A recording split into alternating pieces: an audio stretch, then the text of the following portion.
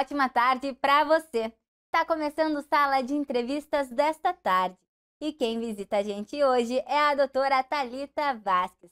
Ela é dermatologista infantil e vai compartilhar com a gente o seu conhecimento especializado em cuidados com a pele de bebês, crianças e adolescentes. Seja muito bem-vinda, Thalita. Obrigada, Bruna. Boa tarde. Espero esclarecer algumas dúvidas de vocês a respeito do cuidado da pele das crianças. Doutora, eu queria que falasse um pouquinho pra gente como juntou a dermatologia e a pediatria juntas. O meu caso é um pouco diferente da maioria dos médicos. Eu acabei fazendo primeiro pediatria, então eu estudei por alguns anos pediatria e depois eu estudei a dermatologia. E acabei juntando essas duas áreas que eu gosto bastante, que é a dermatologia e a pediatria. Então eu atendo as crianças, bebês e adolescentes no cuidado da pele, doenças de pele, cabelo e unhas. Mas existem algumas outras maneiras dos médicos se especializarem. Essa foi a minha. Doutora, e como essa abordagem, né? Porque ela é diferente por ser com crianças. Fala um pouquinho mais para isso. Com certeza. A gente fala que, primeiro, que criança não é um adulto pequeno, tá? Adulto é adulto, criança é criança.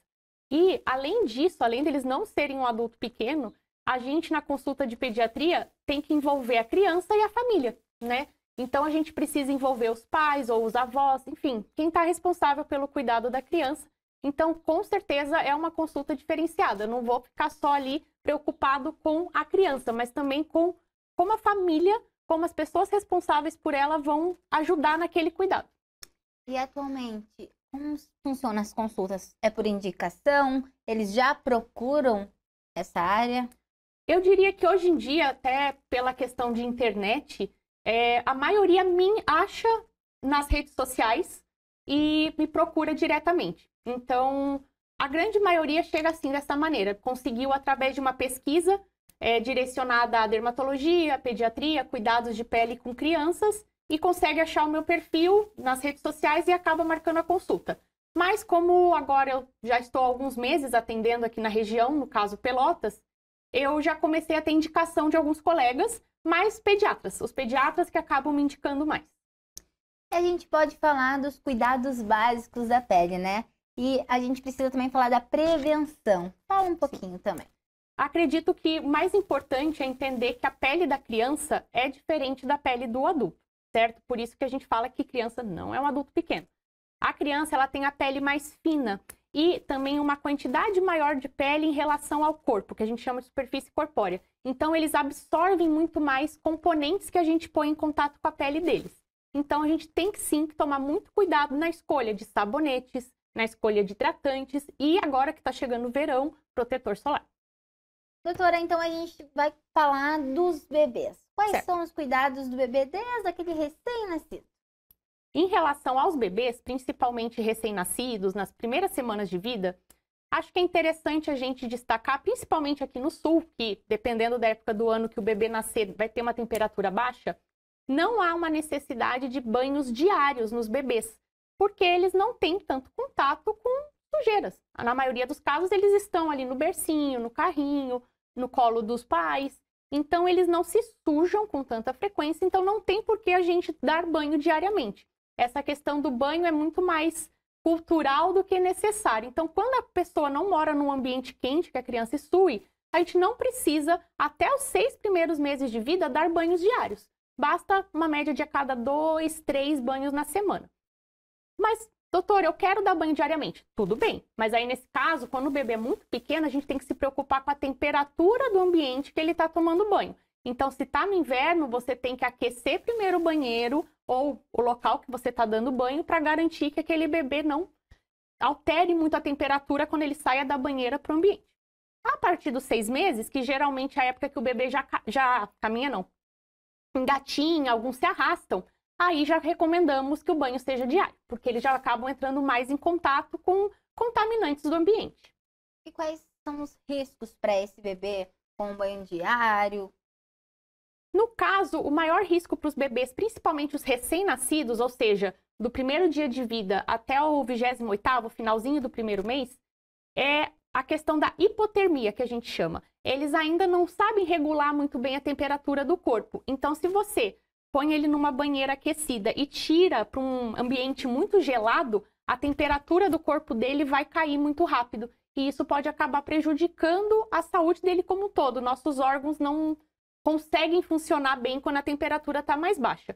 Nós, na verdade, crianças maiores e principalmente os adultos, a gente consegue se autorregular melhor. Então, esse perigo já não é tão importante. É mais essa questão. Mas se a mãe ou pai tomar os devidos cuidados em relação ao ambiente, não tem esse perigo. Thalita, a gente vê muito no mercado também em relação a sabonetes. Pesa a cabeça, só shampoo, só condicionador, só sabonete também, né?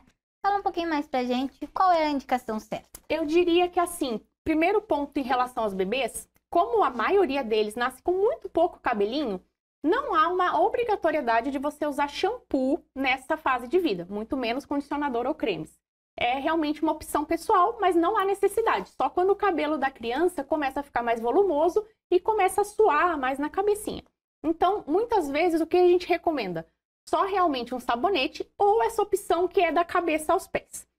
O ideal é a gente, sempre que possível, preferir as versões que são líquidas, ok? Por quê? Os sabonetes que são em barra, eles têm uma acidez muito diferente da nossa pele e acaba ressecando mais rapidamente. Então, sempre que possível, preferir os sabonetes líquidos e sempre que possível, a gente tenta que aquele paciente escolha as versões que nós chamamos de Syndetis.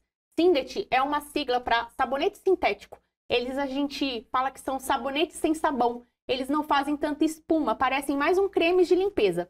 A maioria desses vai estar na embalagem essa referência, ou como escrito Syndet, ou algumas vezes eles colocam como gel de limpeza suave. Eles acabam evitando o nome sabonete ou sabão, exatamente para a pessoa conseguir direcionar. Infelizmente, a gente sabe que nem todos têm essa condição financeira, porque ainda tem um certo custo.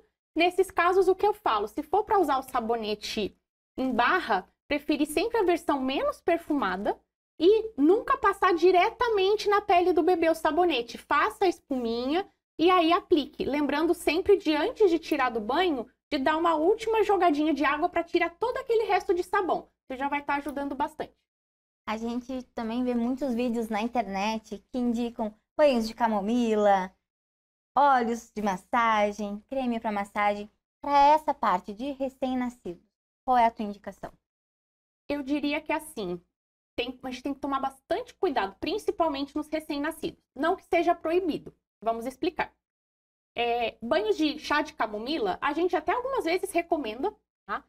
Mas eu prefiro sempre que se discuta antes com o médico, mas a gente pode sim preparar uns chás mais diluídos para refrescar algumas partes do corpo quando está com algum tipo de alteração de pele. Abrindo parênteses, não são para todas as alterações de pele, mas sim é possível.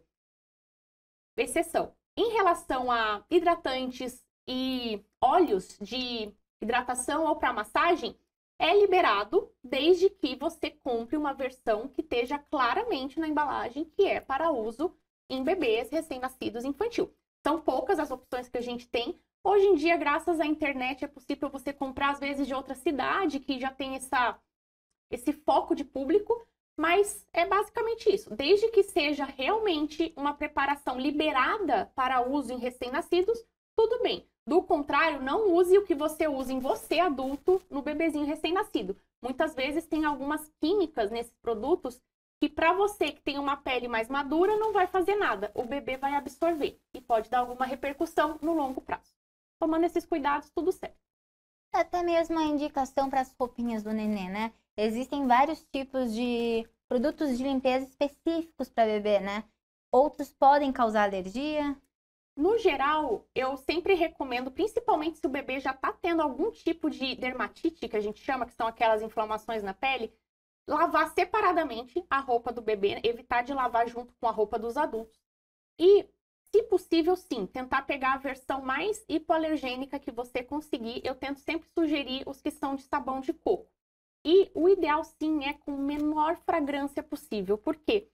Os perfumes, as fragrâncias, elas são realmente uma mistura química que muitas vezes o fabricante não divulga o que é. E ele sensibiliza muito a pele do bebê. Então, o ideal, sim, é você lavar da maneira mais simples possível, separado da roupa dos adultos, de preferência com sabão de coco, sem perfume. E normalmente a gente até contraindica o amaciante. Ele é muito cheiroso, mas acaba muitas vezes sendo um sensibilizante para aquele bebê. Em relação ainda aos bebês, quais são as doenças de pele mais comuns? Eu diria que, vamos separar os recém-nascidos dos bebês até 1 ano. Recém-nascidos, eles não costumam fazer tantas doenças, mas eles têm muitas alterações que são, a gente chama elas de fisiológicas. O que significa fisiológica? É uma alteração que alguns bebês têm nessa transição da vida, da barriga da mamãe para a vida fora do útero. E muitas vezes assustam, que são algumas lesões que ficam mais avermelhadas, com algumas bolinhas brancas em cima, que nós chamamos de pústulas, mas elas muitas vezes são realmente uma transição ali, um ajuste da pele, nada a se agravar.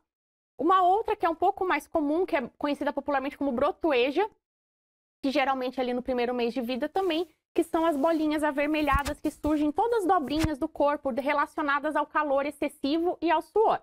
Diria que nos recém-nascidos são essas.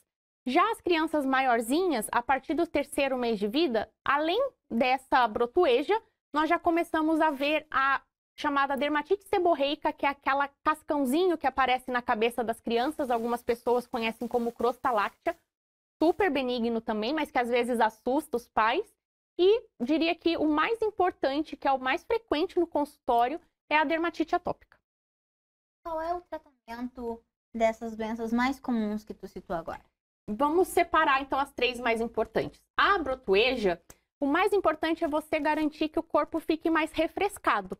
Então, checar se, de repente, a roupa do bebê não está exagerada para aquela temperatura, porque é muito comum os pais se preocuparem e agasalhar demais a criança. Então, normalmente, a criança fica um pouco mais agasalhada do que o adulto, no entanto, não precisa daquele exagero. Então, se você perceber que a criança está suando demais, diminui um pouco a quantidade de roupas, dê preferência sempre para tecidos de algodão, que são mais respiráveis, e você pode, inclusive, dar um banho a mais no dia para refrescar só com água, e a gente tem alguns produtos no mercado que são chamados talcos líquidos, certo? Não talco em pó, talco líquido, que ajuda quando você passa nessas regiões a secar mais a região e já alivia esse vermelhão da brotoeja.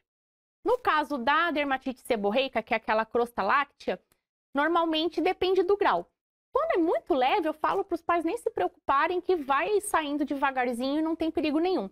Às vezes fica um cascão mais grosso mesmo, a gente recomenda que aplique um óleo, de preferência um óleo natural, por exemplo, de amêndoas, aguarda meia horinha e aí no banho, delicadamente, com a própria mãe mesmo, ou com um pentinho, com a própria mão, a mãe vai remover aquela crosta com o dedo dela ou com a ajuda de um pente. E a tendência é que lá pelos 6 meses resolver.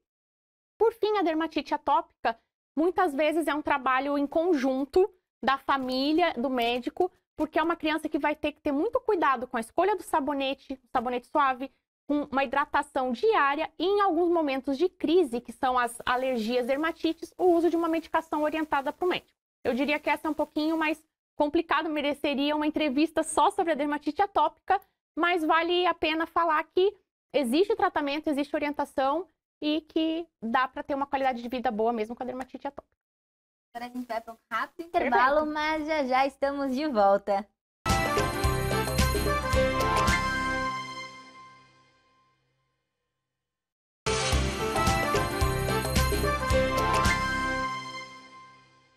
Estamos de volta com Sala de Entrevistas na TV O Farol do Sul. E quem está aqui com a gente hoje é a doutora Thalita Vasques. Ela é dermatologista infantil e está compartilhando seu conhecimento especializado em cuidados com a pele de bebês, crianças e adolescentes.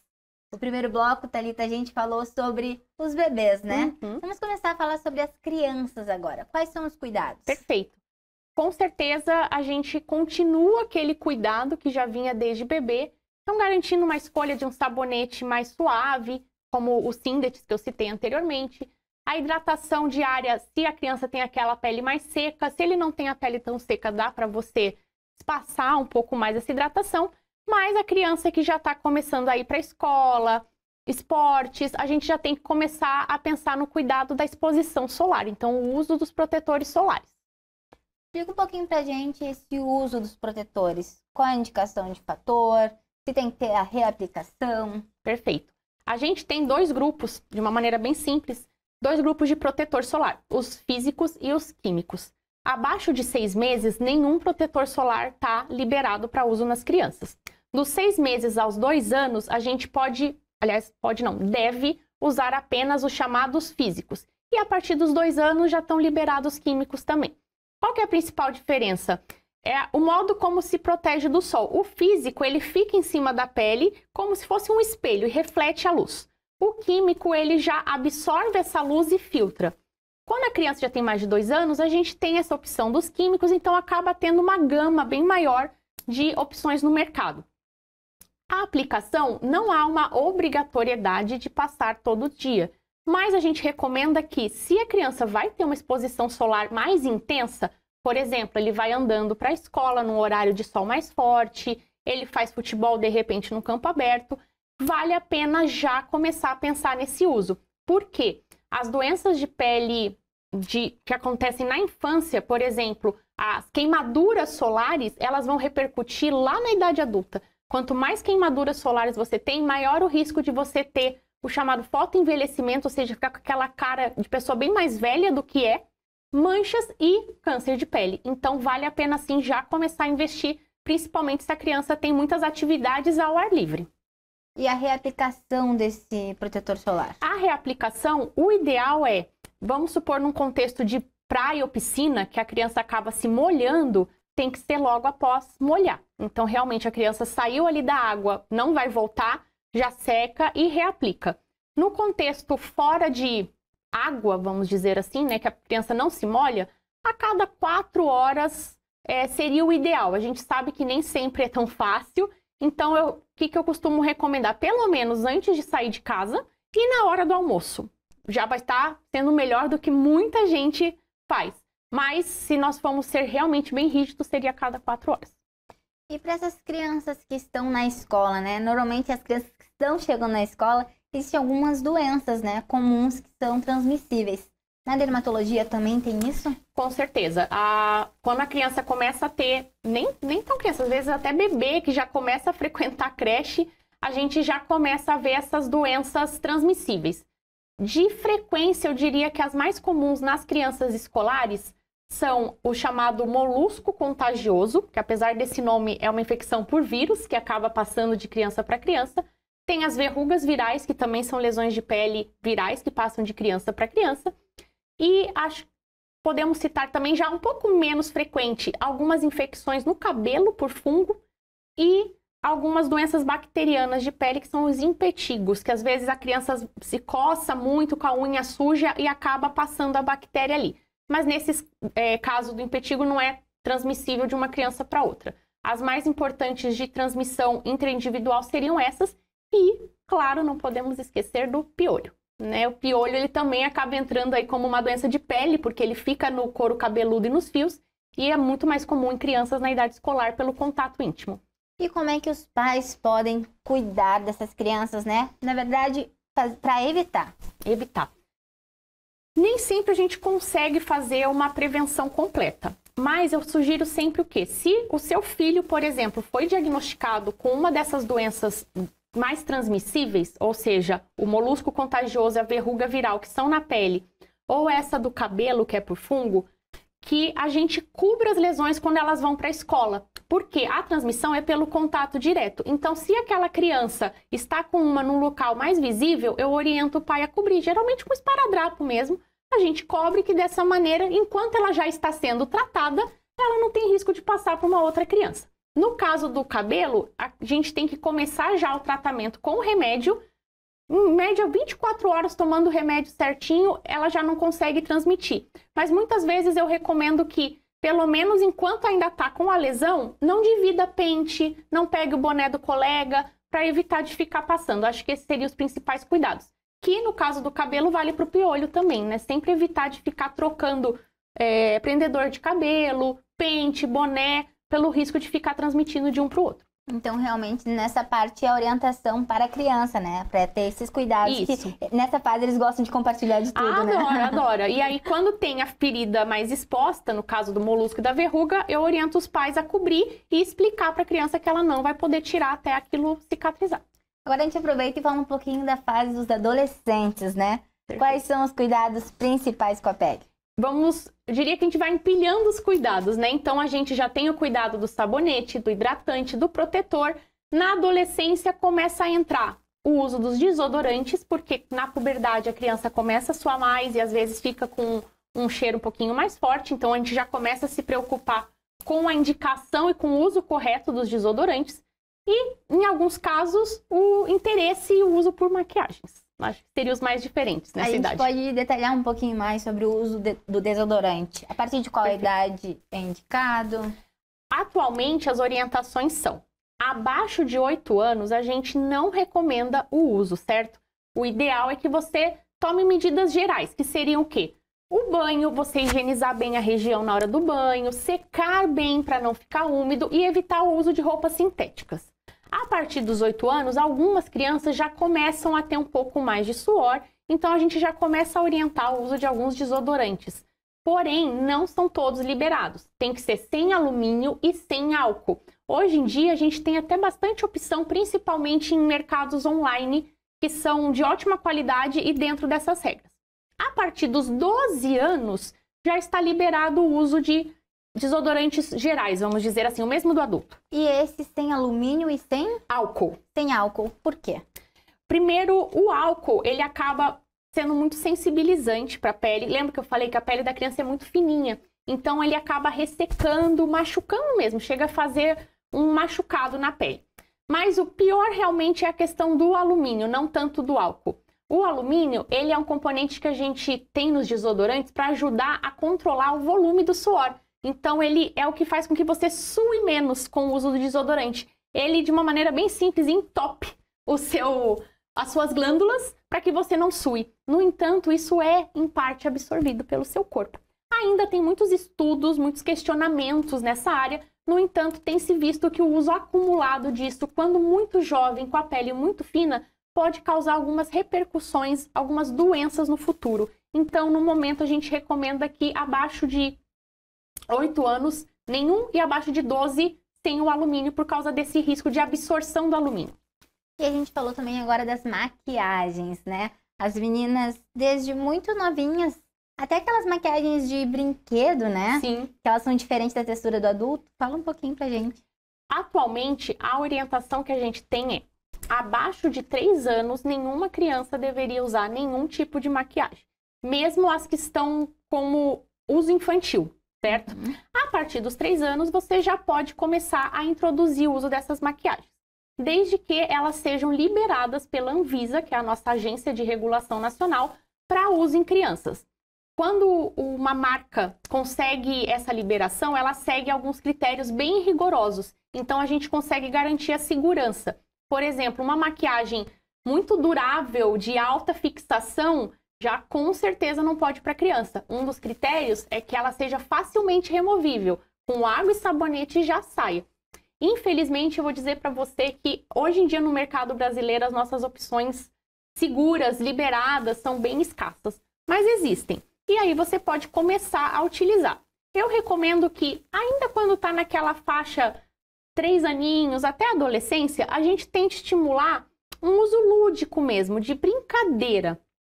Para a gente não começar já a botar muito aquela fixação com imagem, né, na criança, que hoje em dia é uma coisa tão grave com a internet. A partir dos 12 anos, ela já começa a ter um comportamento mais diferente e já vai mudando um pouco esse uso de lúdico, de brincadeira, para um uso realmente social. E aí já começa a liberar mais os produtos. Mas sempre que você conseguir escolher esses produtos mais limpos, melhor.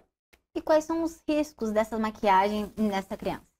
É quase parecido com a questão do alumínio que eu comentei do desodorante.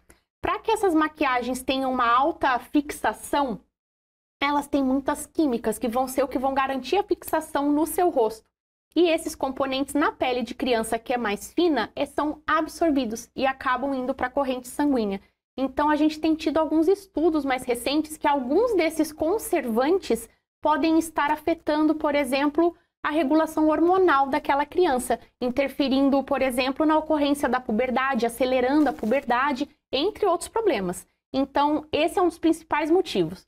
Além disso, a química envolvida ali na maquiagem, então, corantes, algumas têm perfume. Isso tudo também sensibiliza, aumenta a chance de você fazer a alergia. Quanto mais novo e mais fina a sua pele, mais chance de você fazer essa alergia. Então, quanto mais a gente posterga, vamos dizer assim, esse uso, menor o risco daquela pessoa ser sensibilizada. Aproveitando, a gente está falando de maquiagens, né? Em relação aos esmalte também, existem muitas crianças que pedem para a mãe para pintar as unhas, né? Mas tem riscos também. O esmalte, ele se entra quase nessa mesma categoria da maquiagem. Para ter a fixação nas nossas unhas, eles têm muitos produtos químicos que vão ser o que vão garantir essa fixação. Então, as que são liberadas para criança vão ter sempre na embalagem que elas são à base de água, para exatamente facilitar essa remoção e garantir que não tenha. Porque apesar da gente ver a nossa unha como sendo algo rígido, ela tem uma permeabilidade, consegue absorver dali e ir para a corrente sanguínea. Então, quando é criança, podemos assim extrapolar para essa mesma idade da maquiagem. O ideal é abaixo de 3 anos, nenhum. Acima dos 3 anos até ali a puberdade, preferir esses que são à base de água, facilmente removidos. Mesmo esses a gente fala assim, no caso de esmalte, tenta reservar momentos bem específicos mesmo, algum evento, alguma coisa mais importante, diferente, porque a química delas ali pode até enfraquecer a unha da criança. E existe alguma indicação, por exemplo, quanto tempo o esmalte deve ficar na unha? Admito que eu desconheço se tem. O geral a gente fala o menor tempo possível. Eu admito que não sei te dizer se existe alguma regra. Mas o que acontece? Como esses esmaltes infantis são à base de água, eles acabam realmente não durando muito. Então, às vezes, com a própria lavagem das mãos já sai. Mas eu tento falar para os pais sempre o menor tempo possível. Mas falar para você assim, tem um limite, 1 dia, 2 dias, no momento eu desconheço. Doutora, em relação aos adolescentes ainda, aquela fase que está aparecendo as espinhas, né? Normalmente é hormonal, mas às vezes pode ter esse cuidado e evitar. A maioria das acnes, no caso, né, que são as espinhas dos adolescentes, está relacionado a um desequilíbrio ali da pele, que acaba tendo uma produção muito alta de gordura, que é o sebo, que a gente chama, e a presença de uma bactéria que às vezes ali contribui para a formação. Quando o adolescente já está começando a ter muito cravo e espinhas, a gente já começa a orientar umas mudanças na pele. Então, aquele sabonete suave de bebê já não se encaixa tão bem. Nós precisamos trocar para sabonetes que ajudem a controlar essa oleosidade e garantir que não haja obstrução ali da pele para a formação da espinha. Então, vale a pena até consultar o dermatologista para ver, porque hoje em dia a gente tem muitos sabonetes, mas o que eu posso já garantir é que geralmente sabonete de bebê, nesses casos, não é o ideal. A gente troca para um que controle a oleosidade. Importante, se tem espinha, se preocupar com o uso de protetor solar, porque a espinha é uma inflamação na pele. Se você pega o sol, fica a mancha. E aí lá no futuro você vai se arrepender de não ter usado. Então tem que começar a usar o protetor solar. E em alguns casos a gente precisa adicionar os tratamentos, ou seja, medicações. Desde pomadas e cremes até medicações que são para tomar mesmo, para a gente evitar desse adolescente ter muitas cicatrizes que no futuro vão acabar afetando bastante, né, a questão de autoestima e de cuidados. Então a gente orienta já começar com esses cuidados de sabonete, protetor solar e, se realmente continuar muito intenso, procurar o médico para orientar o tratamento. Doutora, eu quero agradecer a tua presença hoje aqui. Eu que agradeço, muito obrigada. E foi muito importante trazer todas as informações, compartilhar com o pessoal que está nos assistindo em casa. Muito obrigada, espero ter esclarecido um pouco mais dessas dúvidas, mas conforme, se vocês que estão aí em casa acharem interessante a gente abordar algum assunto mais a fundo, estou à disposição aqui, a gente pode combinar uma nova conversa. Muito obrigada. E para você que me assiste aqui na TV O Farol do Sul, se você ainda não nos segue no Instagram, é @TV O Farol do Sul. Você pode enviar mensagens e acompanhar os nossos bastidores. Se quiser me acompanhar também, é só seguir no Instagram, @bruna.cantalupe. Importante lembrar sobre o nosso canal no YouTube. Você pode se inscrever lá e acompanhar a nossa programação. Obrigada pela companhia nessa tarde. Tchau e até o próximo Sala de Entrevistas.